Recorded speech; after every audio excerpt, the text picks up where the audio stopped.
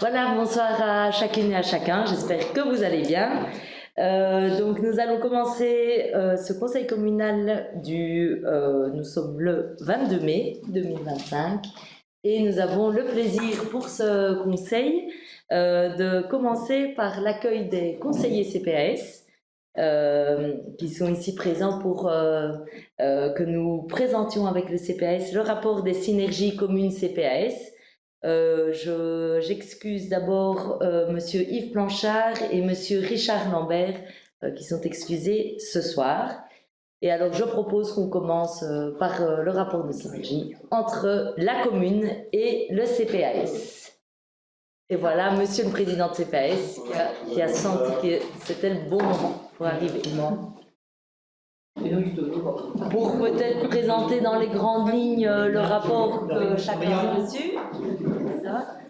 Je vais peut-être demander alors au directeur général Geoffrey Barbiot de nous présenter dans les grandes lignes le rapport. Bonsoir à tout le monde. Conformément à l'article 26, paragraphe 1er de la loi organique des CPS, le rapport annuel relatif aux synergies entre la commune et les CPS de Florentville pour l'année 2025 est présenté au Conseil CPS et au Conseil communal réunis à l'occasion d'une séance conjointe pour approbation. Ce rapport s'inscrit dans le cadre du décret du 17 juillet 2018 qui vise à promouvoir une collaboration structurée entre les deux institutions locales. L'objectif est de dresser un état des lieux et des synergies en place, de mettre en évidence les projets en cours et de proposer des perspectives d'optimisation pour les deux entités. Ces démarches s'inscrivent dans une logique de bonne gouvernance, d'efficience administrative, de simplification des processus et de réduction des coûts pour les deux entités. Au niveau des synergies qui ont déjà été consolidées, il y a d'abord la synergie pour les services finances et comptabilité des deux entités, ainsi deux agents du CPS, un agent en comptabilité et un agent anciennement RH qui va effectuer des tâches de contrôle interne au niveau du service comptabilité conjoint, travaillent dans les locaux du service finance de la commune. Le travail en présentiel commun au personnel des deux entités favorise les échanges de pratiques et une meilleure compréhension mutuelle des missions de chaque entité. L'objectif est de créer des automatismes, d'harmoniser les pratiques et d'assurer la continuité en cas d'absence au niveau du service. Au niveau des ressources humaines, durant l'année 2024, la GRH communale avait été mise à disposition du CPS pour accompagner le transfert des agents des maisons de repos, la Concy Saint-Jean-Baptiste vers Rivalia. Depuis janvier 2005, la gestion RH du CPS, environ 30-35 personnes, est effectuée en interne par le DG du CPS. Au niveau de l'entretien des bâtiments, une convention de collaboration permettant l'intégration des deux ouvriers du CPS dans l'équipe bâtiment de la commune a été conclue entre les deux conseils cette année. Ils interviennent de façon prioritaire sur le patrimoine de la commune et aussi du CPS. Et il est prévu que ces agents transfèrent en principe vers la commune à partir du 1er juillet 2025. Au niveau de l'informatique et de la téléphonie, il s'agit de la collaboration de la synergie la plus ancienne entre les deux entités. Il y a un système d'informatique commun qui était mutualisé, donc à savoir le réseau, le serveur, la messagerie, la maintenance également effectuée par du personnel du service informatique, 2 personnes de la commune. On a la réalisation de marchés conjoints au niveau de l'informatique qui permet des économies substantielles, une gestion centralisée du matériel, un projet de remplacement conjoint des postes de travail et du serveur commun aux deux entités qui est en cours et qui va bientôt être achevé d'ici la fin de l'année. Une installation de la fibre optique vers le siège du CPS, l'ancien bâtiment Fortis, est en cours. Au niveau des logiciels utilisés par les deux entités, on a le logiciel Iadox, qui est un outil de gestion du courrier qui est déployé dans les deux entités et qui permet ainsi une meilleure traçabilité des documents et un partage plus fluide des flux entrants et qui permet à une entité d'avertir l'autre entité quand il y a des problématiques ou des enjeux communs au niveau des deux institutions. Les marchés publics conjoints, bien que cette pratique soit moins répandue maintenant, notamment avec les centrales de marché, dès que c'est possible, il y a une mutualisation des procédures sur plusieurs postes, notamment matériel, licence, services généraux, mais surtout au niveau de l'informatique qui est effectuée, qui permet ainsi des gains d'efficacité et une réduction des coûts pour les deux entités. Au niveau de la précarité énergétique, une collaboration qui existe entre le CPS et l'agent collecte communal. Cette collaboration permet de donner au public cible des informations Donc aux bénéficiaires du CPS sur les aides éventuellement disponibles dans leur chef, notamment ainsi les subsides par exemple UREBA ou MEBAR ou d'autres mécanismes de soutien à la rénovation énergétique. Elle permet également une veille législative partagée et une meilleure information dans les subsides pouvant être obtenus directement par le CPS dans le cadre de ses missions de lutte contre la précarité énergétique ou pour optimiser l'efficacité énergétique et pouvoir prétendre aux trains de subsides existants pour ces bâtiments. Au niveau de la logistique et des événements, une synergie également qui permet l'organisation conjointe notamment de la cérémonie des vœux et un soutien ponctuel des ouvriers communaux pour des tâches logistiques à la demande du CPS. Au niveau des projets en cours, il y a notamment la création d'une cellule conjointe stratégique qui intègre les fonctions de direction générale, de direction financière, des marchés publics et de contrôle interne dans une optique de gouvernance transversale et cohérente. Il est évident que cette note pourra dans le futur éventuellement être mise à jour par une prochaine mise à jour au niveau des deux entités. En conclusion, le rapport 2025 des synergies communes CPS illustre une collaboration de plus en plus structurée entre la commune et le CPS de Florenville qui est fondée sur une mutualisation des ressources, une meilleure cohérence organisationnelle et des synergies concrètes. Cette dynamique vise à renforcer la qualité du service public tout en maîtrisant les dépenses dans un contexte institutionnel en pleine évolution. Voilà, je pense que j'en ai terminé et je reste éventuellement disponible pour d'éventuelles questions. Je vous remercie de votre attention. Merci, monsieur le directeur général, et merci d'ailleurs à nos deux directeurs, à notre directrice et à notre directeur qui travaillent au quotidien aussi pour assurer ces synergies entre communes et CPS. Je pense que nous devons encore continuer le travail et renforcer la coopération. Et il y a encore du pain sur la planche, mais je ne sais pas si le président, vous avez... Je pense que l'exposé de Geoffrey était très complet. Montrer que les deux institutions sont intrinsèquement imbriquées et liées par rapport à leur sort. Et donc, comme ça a été évoqué par rapport au contexte, il est plus que nécessaire de poursuivre ce qui a déjà été lancé et, si possible, d'aller encore plus loin. Voilà. Alors, est-ce qu'il y a des remarques, des réflexions, des questions? Ça va? On avait déjà vu le point. C'était... oui, voilà. Ben, merci à tous. Alors, ensuite, nous allons, si vous le souhaitez et si vous êtes OK, approuver le PV de la séance du dernier conseil qui était le 24 avril dernier. Est-ce qu'il y a des remarques, des commentaires? Non. Alors, ben, j'invite les conseillers CPS présents à rester avec nous autour de la table. Ça va? Vous êtes les bienvenus, évidemment, et merci aussi pour tout votre travail que vous effectuez dans les conseils CPS avec notre président et notre directeur général. Alors, ensuite, j'invite notre agent POLEC, Arnaud, à venir nous présenter le point suivant, qui s'inscrit pleinement dans la politique climatique et énergétique des communes, puisque vous savez que notre commune a adhéré à la Convention des maires il y a déjà quelques années, en 2019, sauf erreur. Et donc ça veut dire que la commune a des objectifs à réaliser en matière de diminution des émissions de gaz à effet de serre et en termes de diminution de la consommation énergétique. Mais il faut nous mettre à jour depuis 2019 et Arnaud est là pour nous présenter ces objectifs. Donc, pour rappel, on a signé la convention, la commune a signé la convention des maires le 25 avril 2019 et elle comprend un objectif de réduction des émissions de gaz à effet de serre.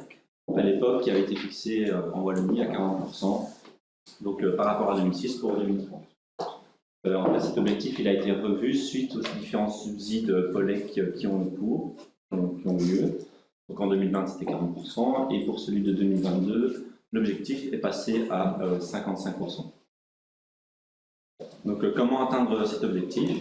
Alors il y a deux manières d'atteindre cet objectif. On peut soit réduire notre consommation d'énergie sur le territoire, soit produire et, le mieux c'est ça, produire de l'énergie renouvelable. Donc moi j'ai un outil qui me permet de calculer cette évolution pour 2030 en fonction de différents scénarios, et aussi je me base beaucoup sur le PAEC, donc le plan d'action énergie durable climat. qui a été mis en place, je pense, en 2021. Voilà, donc cet outil, il comprend une partie économie d'énergie et une partie production d'énergie. Donc pour ce qui est de la réduction de consommation d'énergie, je peux changer via les secteurs, et donc ça, je prends en compte le PAVDC.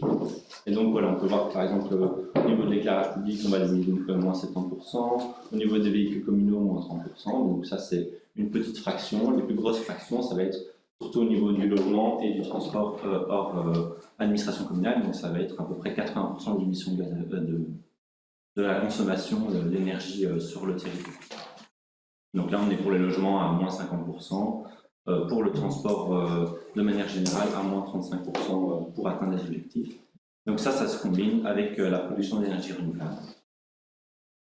Pour la production d'énergie renouvelable, je me base sur un potentiel territoire et puis j'évalue en fonction de ce que le citoyen veut aussi. Par exemple, on peut voir que les éoliennes, il n'est pas prévu a priori d'en installer. Donc j'ai fait un scénario dans lequel on n'a pas d'éoliennes pour 2030. Par contre, pour tout ce qui est panneaux photovoltaïques, panneaux thermiques, biométhanisation, bois énergie, hydroénergie, j'ai mis des chiffres qui correspondent à peu près à ce qu'on pourrait atteindre d'ici 2030 pour réduire nos émissions de gaz à effet de serre. Voilà, donc concrètement, qu'est-ce que ça donne au niveau des chiffres? Donc en 2006, on était à peu près à 160 gigawatts d'énergie par an pour l'année. En 2020, on est au-dessus. En 2021, on est un peu en dessous. Et en fait, depuis les 15 années que ça correspond, on stagne en fait à peu près au niveau de 2006. Il n'y a pas vraiment d'évolution. Et donc l'objectif pour 2030, ce serait de diminuer d'à peu près 40% cette consommation d'énergie. Donc il va de pair avec une production d'énergie renouvelable qui doit aussi augmenter d'à peu près 40% d'ici 2030 pour réduire les émissions de gaz à effet de serre de moins 55%. Au niveau du CO2, c'est ce que ça donne. Donc on peut voir qu'on diminue parce que de manière générale, l'énergie électrique est de plus en plus propre. Mais il reste encore pas mal de chemin à faire et une différence assez conséquente entre 2021 et 2030. Vous avez des questions, je prends parce que je me rends bien compte que c'est complexe. Juste pour info, cet objectif il est assez théorique. C'est moins 40% qui sont devenus moins 55%, c'est vraiment quelque chose de purement théorique. On n'a pas trop le choix parce qu'on est obligé de suivre les objectifs qui sont proposés ici dans le plan POLEC, sinon on n'est plus soutenu du tout par la région wallonne au niveau de nos subsides POLEC. Donc il faut se fixer cet objectif-là. Si vous regardez, comme vous a présenté Arnaud avec ces tableaux-là, on ne peut faire nous que des simulations. Et le problème, c'est qu'il ne s'agit pas uniquement d'agir sur tout ce pourquoi on a des leviers ici en commune. L'idéal, c'est de pouvoir sensibiliser la population pour qu'elle fasse des bons choix, essayer de changer des habitudes, de changer des moyens de production et de consommation.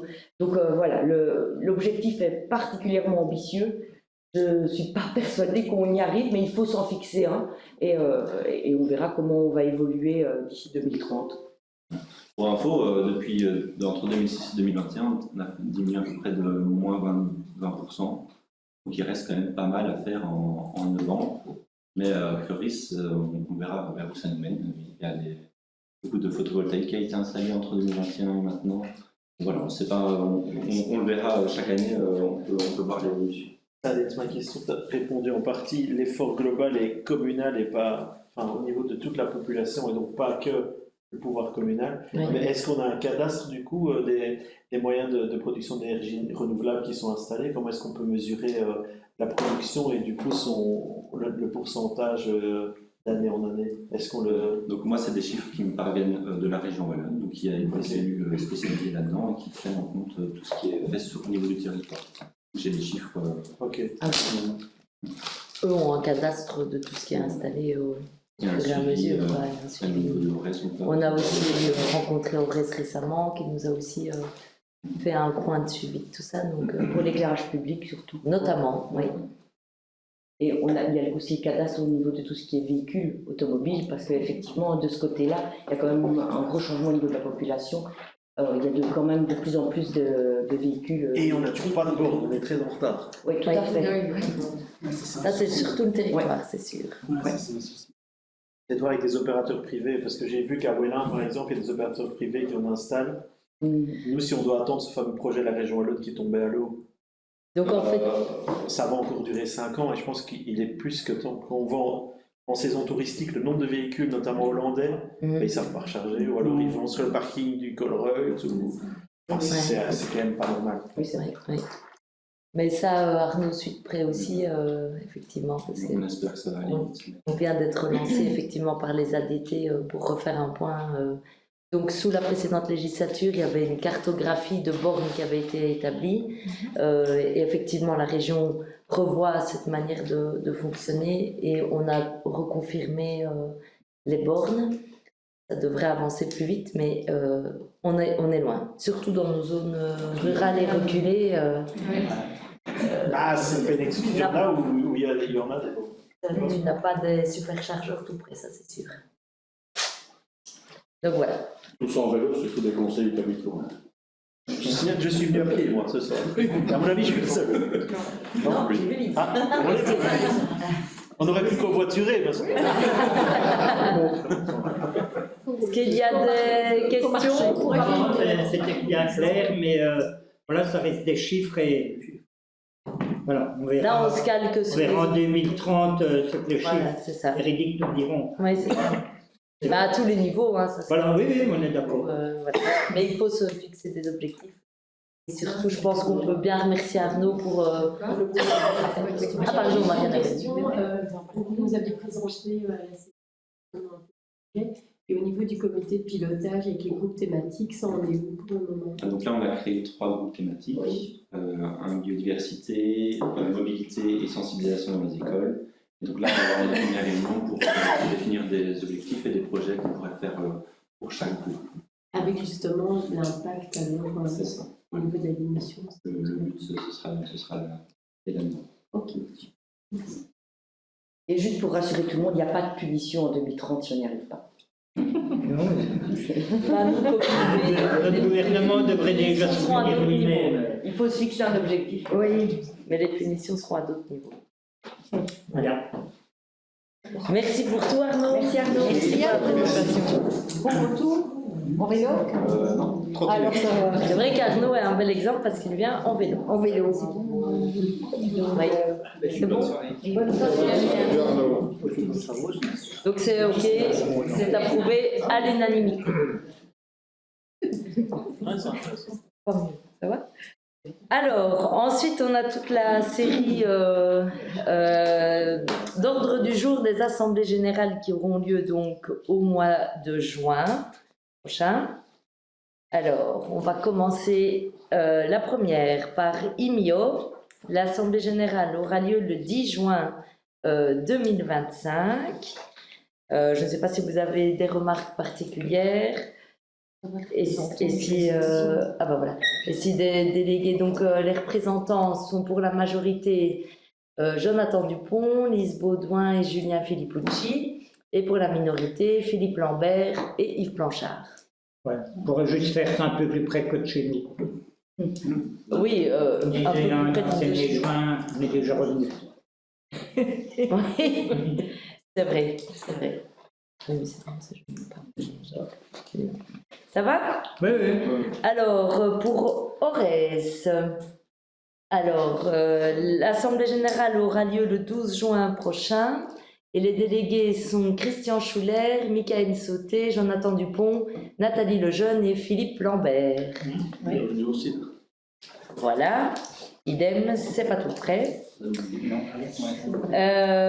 Le point 6, c'est la terrienne du crédit social avec l'Assemblée générale ordinaire le 13 juin prochain. Nous avons Madame Sylvie Théodore, Madame Caroline Godefrin et Monsieur Yves Blanchard qui sont nos représentants. Le point 7, donc là vous aurez vu que pour le point 7, il y a une petite particularité entre guillemets, c'est que ici pour Vivalia, on a aujourd'hui que l'ordre du jour de l'Assemblée générale extraordinaire qui aura lieu le 24 juin 2025 Et l'Assemblée générale ordinaire, nous n'avons pas encore eu l'ordre du jour et les points. Ça arrivera demain, apparemment. Voilà. Donc, ce sera trop tard pour le conseil communal. Mais ici, donc, on n'a que l'extraordinaire. Et pour la majorité, c'est monsieur Richard Lambert, madame Lise Baudouin et monsieur Julien Filippucci. Et la minorité, Philippe Lambert et Yves Blanchard, qui seront nos délégués. Et c'est tout prêt. Ah, Et c'est tout prêt. oui. C'est vrai, oui, pour finir effectivement sur ce petit décalage avec l'ordre du jour de l'ordinaire qui n'est pas encore arrivé, vu qu'on aura des délégués qui seront présents sur place, ils pourront porter un cinquième départ des voix de notre commune. Ça va?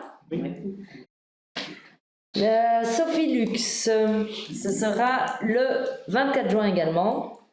Ce sera une journée d'assemblée générale pour beaucoup de représentants communaux. Donc ici, les délégués sont Jonathan Dupont, Sylvie Théodore, Caroline Godefrin, Nathalie Lejeune et Philippe Lambert.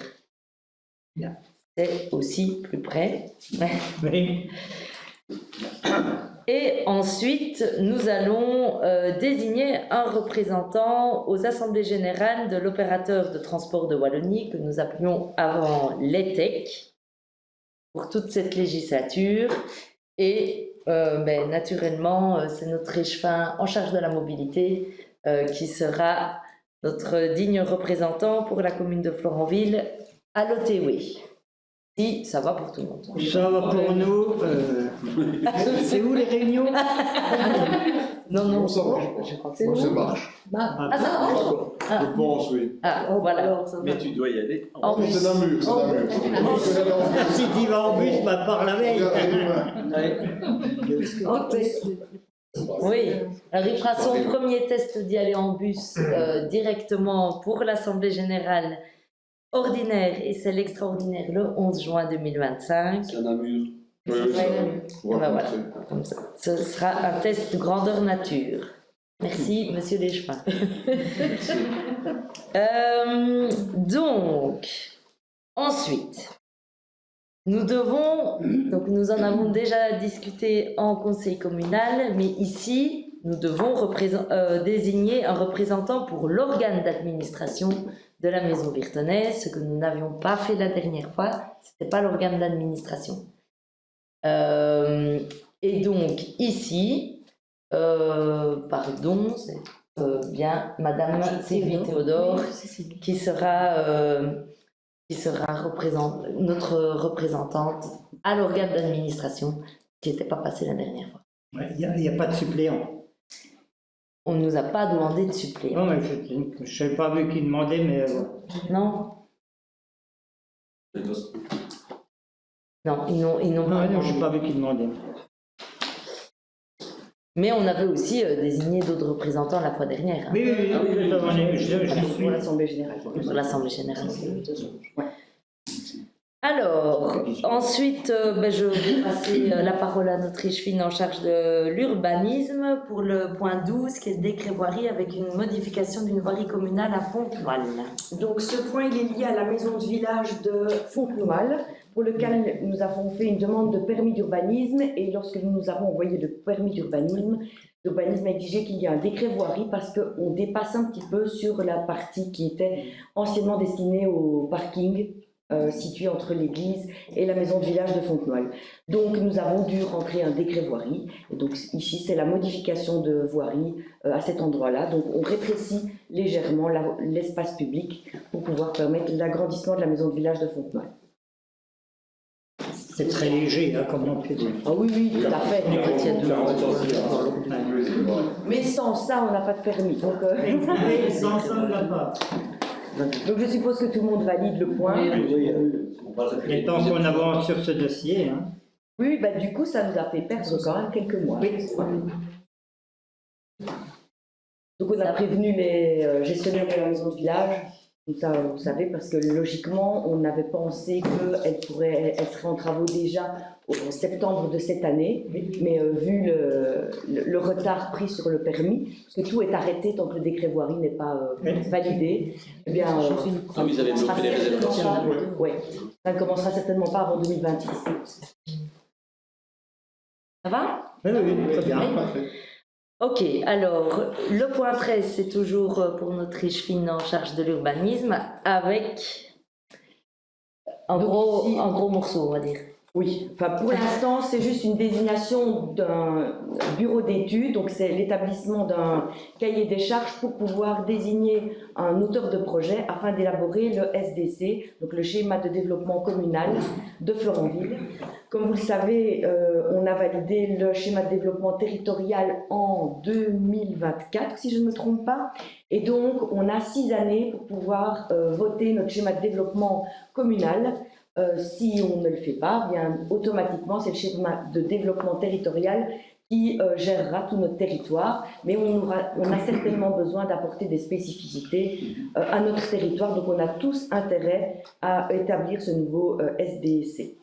Bon, vous avez vu, le coût est assez important de l'estimation. On est à 100 000 € hors TVA comprise, heureusement. Des subsides pour 60%. Voilà, c'est ça. On a un subside de la région Wallonne. Ça compense un peu. Voilà. Mais c'est important de donner notre vision spécifique de Florenville, parce que sinon, c'est la région qui nous impose la sienne. Mais on en a besoin. Ça va? Mais est-ce qu'on a une grosse marge de manœuvre? Est-ce que tout est autorisé dans le SDC par rapport au SDT? Est-ce qu'on peut apporter autant de spécificités qu'on veut ou de dérogation au SDT qu'on veut? C'est un peu la question. Non, tu ne peux pas mettre à terre tout ce qui est SDT, mais tu peux apporter des compléments. Oui. Donc le but de ce cahier des charges, enfin du travail de l'auteur de projet, c'est de faire déjà l'état de la situation actuelle, de poser les spécificités que l'on a envie d'avoir. Donc par exemple, il y a cette histoire de centralité où chaque commune a le droit à une centralité. Pour nous, c'est Florenville, et notre territoire est tellement élargi qu'on a certainement intérêt à faire des poches de centralité ailleurs aussi. Donc c'est plutôt sur ces points-là qu'on va pouvoir agir. Sur les grands principes, évidemment, ils sont dictés par les SDT, mais pouvoir défendre nos spécificités. Ça va pour tout le monde? Oui. Eh bien, merci à vous tous. Alors ensuite, nous devons valider la clé de répartition de la dotation communale 2025 pour la zone de secours. Donc en fait, c'était passé à travers le budget, mais on a besoin d'une délibération pour la zone, telle que cela nous a été demandé. Et on voit que l'inscription budgétaire qui était donc dans le budget s'élève à 317 935,81 € pour cette année 2025. Là, on a un beau nouveau poste à Florenville qui est pleinement efficace. On peut confirmer, Oui. Julien. Très bel outil. Oui. Allez, alors c'est très bien. Il sera inauguré le 13 juin. Le 13 juin prochain. Invitation à tous. Les invitations sont gérées par la zone de secours. Oui. C'est là que ça s'empoigne un peu. Mais bon. Ça va? Tout le monde est OK? Oui. Alors, le point suivant est un point également important. C'est la désignation d'un agent constatateur en infraction urbanistique. C'est quelque chose qui manquait, je pense, vraiment à la commune, mais je laisse aussi Caroline présenter le point. Donc actuellement, quand on a une infraction urbanistique, on n'a pas d'agent constatateur qui peut faire un PV officiel. Donc on doit faire appel à l'urbanisme à Arlon. C'est pas toujours pratique parce qu'à l'époque, ils avaient un agent constatateur pour, je pense que c'est toute la province. Maintenant, ils n'en ont plus. Et donc, quand on a des infractions urbanistiques et que l'on doit agir, eh bien, nous sommes drôlement ennuyés. Alors, on a un de nos agents en interne qui a fait une formation et donc qui peut mettre en avant cette formation pour être désigné en tant qu'agent constatateur en infraction urbanistique. Donc, ça nous enlève comme une épine du pied parce que ça va pouvoir diminuer les délais de traitement quand on a des situations qui sont problématiques et les gérer ici en interne. Donc, c'est une bonne nouvelle. Ça va? C'est pas forcément en temps plein, du coup. Non, il n'y a pas de supplément à son emploi, c'est juste une reconnaissance parce qu'il est déjà pointu, donc il est déjà en charge de tout ce qui est urbanistique, sauf qu'il n'a pas actuellement le pouvoir de signer un PV de constat. Tandis que maintenant, en le déclarant, enfin en le désignant agent constatateur au sein du conseil communal, ces PV seront validés. Et validés. Ça va? Oui. Ok, très bien, merci. Alors, je vais vous demander, vous aurez certainement reçu dans vos mails, d'abord je dois demander le vote en urgence pour un ajout de points pour des ordres du jour d'Assemblée générale que nous avons reçu entre l'envoi de l'ordre du jour et le conseil de ce jour. Alors, d'abord nous avons, c'est tous les Idélux, enfin une grosse partie Idélux. Et oui, donc il y a 5 Idélux, donc d'abord, vous êtes OK pour le vote en urgence? C'est d'une année à l'autre qu'Idélux n'est jamais dans les temps. C'est souvent comme ça. Ils ont trop de personnel, ils ne savent pas quoi faire. Top la carte, c'est ça. Alors, on a d'abord Idélux Développement, dont l'AG, donc toutes les AG ont lieu le même jour, le 18 juin. Donc, nos délégués sont Stéphane Fausti, Jonathan Dupont, Michael Sauté, Philippe Lambert et Yves Blanchard. Ensuite, Idélux Environnement. Ah oui, c'est pas à chaque fois les mêmes. Donc, Environnement, c'est Stéphane Fausti, Jonathan Dupont, Mariana Bencalou, Philippe Lambert et Yves Blanchard. Pour Idélux Eau, c'est Stéphane Fausti, Jonathan Dupont, Mariana Bencalou, Philippe Lambert et Yves Blanchard. Pour Idélux Finance, c'est Stéphane Fausti, Jonathan Dupont, Michael Sauté, Philippe Lambert, Yves Blanchard. Nous sommes ensuite en Idélux Projet Public, et là c'est Stéphane Fausti, Jonathan Dupont, Michael Sauté, Philippe Lambert et Yves Blanchard. Donc chaque fois nos dignes représentants pour l'Assemblée Générale du 18 juin prochain. Est-ce que tout est OK? Ça va? Oui. OK, et toujours dans les points qui ont été ajoutés en urgence, il y a aussi la maison virtonaise avec l'Assemblée Générale Ordinaire qui aura lieu, elle, le 2 juin prochain, 15 heures. à 15h. Attention, effectivement. Premier lundi du mois de juin à 15h, c'est tous les ans la même chose. Et là, il y a Stéphane Fausti, Michael Sauté, Nathalie Lejeune et Philippe Lambert. Alors, ensuite, nous passons au point communication. On a 2 communications ici. D'abord, la première communication, c'est la décision de tutelle sur la redevance communale pour les prestations assurées par le personnel communal des services techniques au profit des tiers. Donc, retour favorable de la tutelle, il y avait juste un élément technique, je vais dire, matériel de numérotation d'articles. Voilà, je ne sais pas s'il y a des remarques. Voilà. Bon, ensuite, évidemment, là, il y a la communication de la décision de tutelle sur le budget. Donc, on sait que la situation n'est toujours pas simple. On prend évidemment acte et suivi des remarques importantes qui nous ont été adressées par le CRAC. Et donc le budget est approuvé et réformé. Juste pour info, pour dire le gros point bloquant au niveau de ce budget et le pourquoi il est réformé.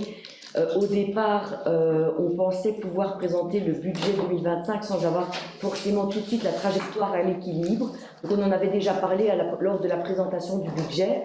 On avait bien prévenu la tutelle qu'on était bien conscient que cette trajectoire sur 5 ans n'était pas à l'équilibre et qu'on devait retravailler dessus et qu'on allait le faire à la MB1 parce qu'il faut le temps de se mettre en place. Il va falloir modifier certaines choses pour pouvoir avoir une vision plus claire et pouvoir converger vers un équilibre. Mais eux voulaient, au départ, ils nous autorisaient à ne pas avoir le budget à l'équilibre, au niveau de la trajectoire.